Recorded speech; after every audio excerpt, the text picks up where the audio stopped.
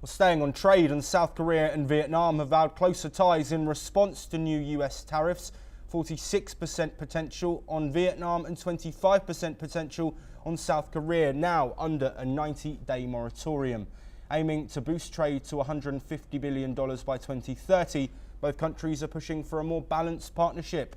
Samsung, which makes up over 60% of its phones in Vietnam, could be heavily impacted. Ministers from both sides met this week to coordinate strategies. Vietnam is inviting more South Korean investment, especially in tech, infrastructure and renewable energy.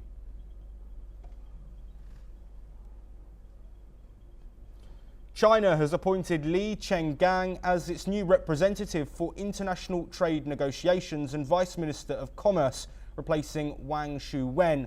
The move comes as Beijing pushes back against US President Donald Trump's sweeping tariffs on Chinese imports, which have shaken global markets.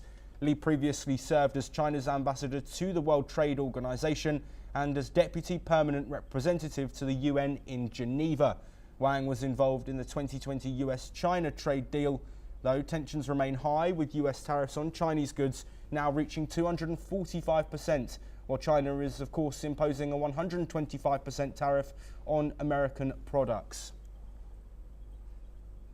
Now to China's leader, and President Xi Jinping met with Malaysia's king today in a state visit analysts said was aimed at polishing Beijing's credentials as a reliable partner and not a hegemon.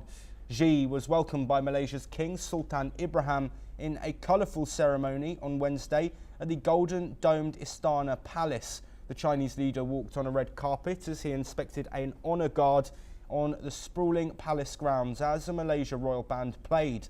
The Prime Minister of Malaysia, after talks with the King, Xi is due to meet with Prime Minister Anwar Ibrahim, who will host him for dinner at the administrative capital of Putrajaya outside Kuala Lumpur. Both leaders will witness the signing of a range of bilateral agreements, according to the Malaysian Foreign Ministry. Moving now to Europe, and in the latest update, a senior official